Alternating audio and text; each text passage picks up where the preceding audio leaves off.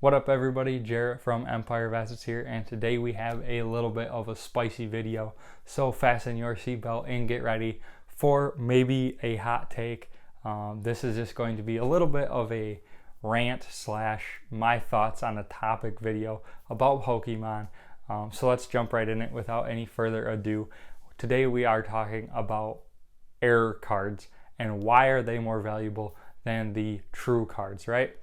So just today, I was looking on eBay and I'm looking at this card. It's like $10 raw.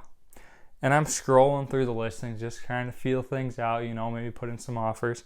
And I come across the version of the card, and the title on eBay is like the ridiculous misprint, swirl, outside text box, hollow bleed. That's like the fun catchword, hollow bleed. Everywhere you look, hollow bleed, 2-3 times as much as a regular card, right?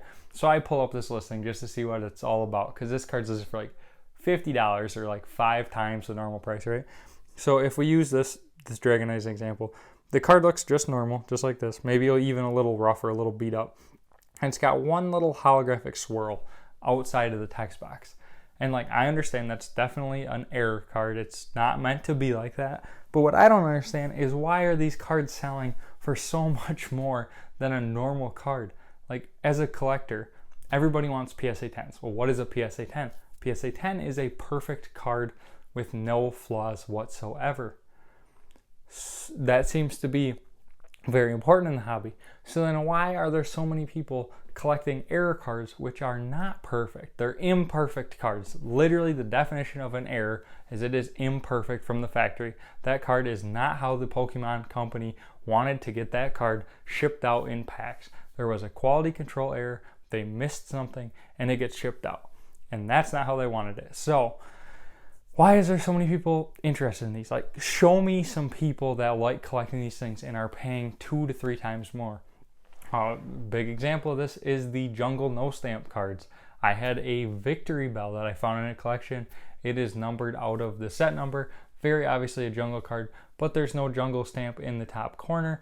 This is a very common error. Apparently they forgot to put in the stamp one day on the old print line, shipped a bunch of cards out that did not have the stamp, and there is collectors that just eat these up. I sold that one for like $30 when the going rate was $15 for a normal one with a stamp. Just blows my mind that there's so many people out there that like these.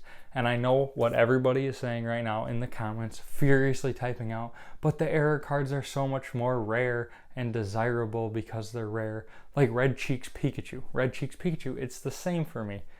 The red cheeks do not make Pikachu look any better than the yellow cheeks.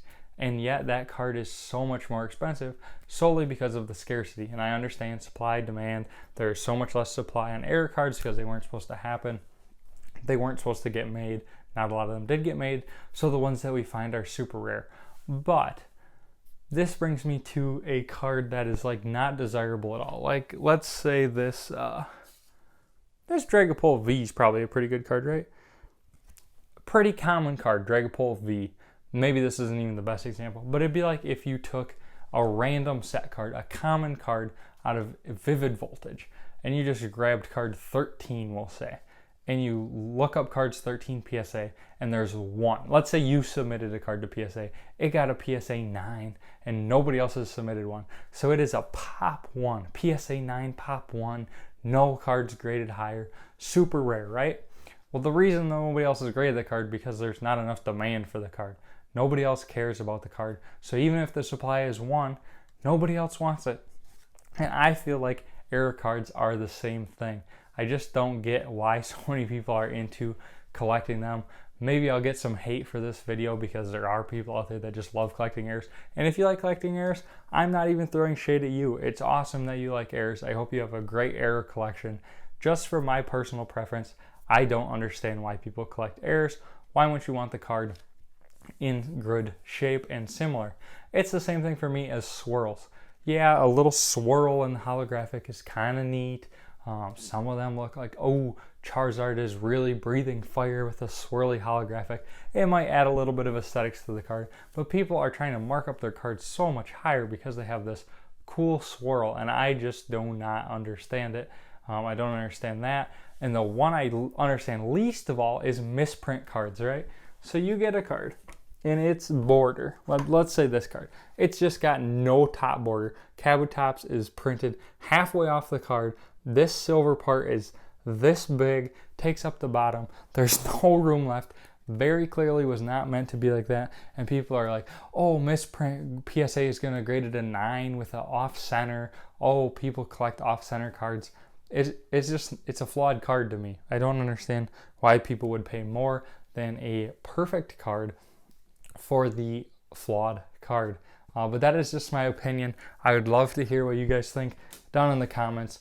This isn't really so much a throwing shade video as it is just a wanting to get people talking about if they collect errors or not and what their thoughts on errors are. Thank you guys for watching. Let me know what you think down in the comments, and I will see you on the next video.